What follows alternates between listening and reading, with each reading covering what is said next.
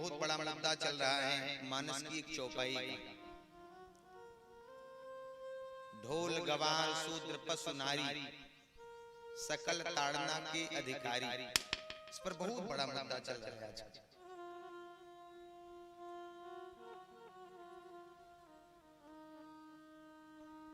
यदि हमें अर्थ सही पता है तो हम शब्दों का सही अर्थ लगाएंगे, यदि अर्थ नहीं पता है तो अर्थ का अनर्थ लगाएंगे। इस चौपाई का अर्थ मैं आपको बताऊं उससे पहले आपको एक कथानक बता दूं। एक आश्रम में एक गुरुजी रहते थे, उनके बहुत चेला थे, कई प्रकार के चेला होते थे। एक दिन गुरुजी ने देखा कि एक चेला बीड़ी पी रहा है। बीड़ी पीना अच्छी बात है कि बुरी बात है? अच्छी बात है, खराब है? चेला बीड़ी पी रहा है। गुरुजी देख गए। गुरुजी ने कहा, बेटा बीड़ी पी रहे हो? चेला ने कहा, क्या करूं गुरुजी, बिना बीड़ी पिए खाना पीना पचता नहीं, गैस हो जाती है, इसलिए बीड़ी पीती। गुरुजी ने सोचा अगर कह दूं कि बीड़ी छोड़ दो तो ये बीड़ी तो नहीं छोड़ेगा, लेकिन आश्रम जरूर छोड़ देगा। आश्रम छोड़ देगा तो इसकी निष्ठा भंग हो जाएगी, इसकी श्रद्धा टूट जाएगी। इसलिए गुरुजी ने एक उपाय बताया। बोले, बेटा अगर तुम्हें बीड़ी पीनी ही है तो ठीक है पियो, लेकिन रविवार के दिन बीड़ी पिया करो। रोज रोज बीड़ी पियोगे तो ये ठीक नहीं है। एक काम करो, मैं तुम्हें छूट देता हूं, तुम रविवार के दिन एक दिन बीड़ी पिया करो, तो तुम्हारी बीड़ी की आदत भी नहीं छूटेगी और तुम्हारा गैस भी निकल जाएगा। चेला ने कहा ठीक। अब तो बेचारा रविवार की प्रतीक्षा करने लगा। रविवार आया तो एक ही साथ 10-12 बीड़ी जलाई और जितने अगल बगल थे सबको एक एक बीड़ी थमा दिया। लोगों ने कहा, क्या करते हो, आश्रम में बीड़ी पीना मना है?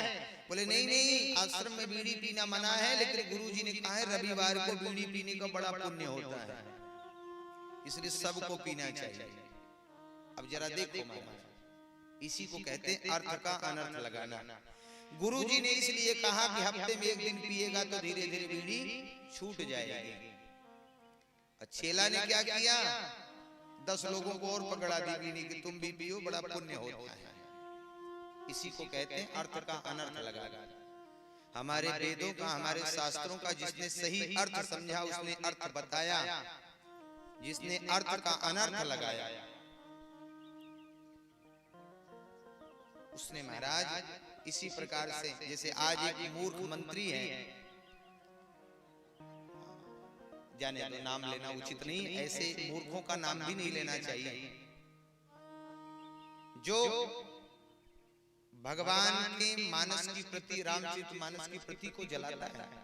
अब शब्द कहता है भगवान की वजह से एक चौपाई के ऊपर। भाई देखो, जैसे ये ढोल है, तबला है, इसको मनमानी तो नहीं बजा सकते। मनमानी बजाने के बाद इसका गलत ताल निकलेगा जो सबको खटकने लगेगा, ये कैसे बजा रहा है, तो गलत हो रहा है। तो गलत ताल निकलने पर हम इसको पसंद नहीं करेंगे, महत्व नहीं देंगे। इसलिए हम अपेक्षित होंगे कि जिस ताल में गायन है उसी ताल में वादन होना चाहिए, एक एक मात्रा साफ साफ आए। तो यहाँ पर ताड़ने का अर्थ है सही मात्रा में उसको बजा करके संगीत का उद्घाटन किया जाए, संगीत का उद्बोधन निकाला जाए। एक ही शब्द के कई अर्थ होते हैं। जैसे कनक माने होता है सोना, कनक माने होता है धतूरा। अब हम कहें कि हमको कनक मिल गया, तो जब तक कनक का सही अर्थ नहीं बताएंगे हम कैसे जानेंगे कनक कौन सा मिला? क्योंकि कनक माने सोना होता है, कनक माने धतूरा होता है। एक ही शब्द के कई अर्थ हैं। यहाँ जो ताड़न शब्द है वो शिक्षा के अर्थ में है। दूसरा है, एक बार कभी आपने सुना होगा, कभी कोई लाइन लिखो, लाइन लिखने के बाद अगर सही जगह पर कामा न दिया जाए अर्थ का अनर्थ हो जाता है। एक बार सुनो, बड़े ध्यान से आप सब सुनो।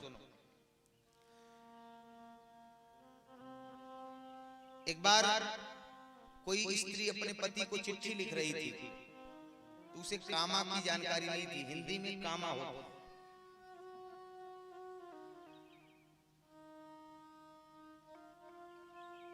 उसने चिट्ठी में लिखा, पिताजी बकरी लाए, दूध देती है, लेकिन देती है पे कामा नहीं लगाया।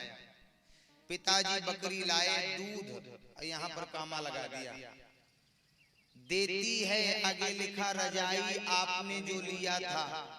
अब देती है रजाई, रजाई तो दूध देगी नहीं। आपने जो लिया था पे कामा लगा दिया। गलत जगह पे कामा लगाया तो अर्थ का अनर्थ निकलने लगा। रजाई दूध देती है, बकरी दूध देती है। जिस प्रकार से गलत जगह कामा लगाने पे अर्थ का अनर्थ निकल जाता है, उसी प्रकार से यहाँ भी गलत जगह कामा लगाए गए।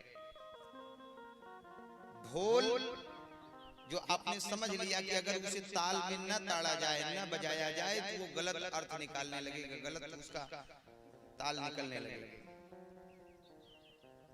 दूसरी बात है यहाँ गमार शूद्र। गमार शूद्र का मतलब है जो पहले सेवक होते थे, राजा महाराजाओं के यहाँ जो सेवक होते थे, जो थोड़े मंदबुद्धि हुआ करते थे, उनके लिए ताड़न माने देखने की आवश्यकता होती है। जैसे हमारे साथ भी एक पंडित जी रहते थे, अब उनका नाम नहीं लूंगा क्योंकि लाइव चल रही कथा, कभी भविष्य में देखें तो वो भी कहें देखो हमारा नाम। अगर उनको कह दिया जाए भैया हाँ जी भोजन कर रहे हैं नमक लाओ, तो नमक लाएंगे जरूर, लेकिन नमक देंगे नहीं। तो उनसे कहना पड़ता अच्छा नमक दे दो, तो दे देते हैं। तो हमको दे देंगे, बगल में बैठे वाले को नहीं देंगे। क्यों? क्योंकि इसने कहा नहीं। तो फिर कहना पड़ता भैया इनको नमक दे दो, उनको भी नमक दे दो, लेकिन तीसरे को नहीं देंगे जब तक कहेंगे नहीं।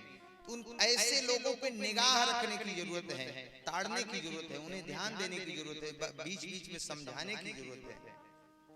और तीसरी बात है पशु नारी, जो पशुवत व्यवहार करे ऐसी नारी ताड़ने के योग्य में है।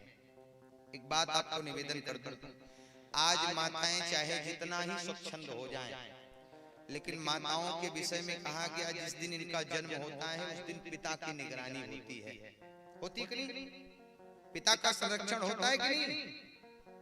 माताओं के जन्म के बाद पिता का संरक्षण होता है, थोड़े बड़े होने पर भाइयों का संरक्षण होता है, विवाह के बाद पति का संरक्षण होता है, और विवाह के बाद पति के बाद जब बच्चे बड़े हो जाते हैं तो बच्चों का संरक्षण होता है।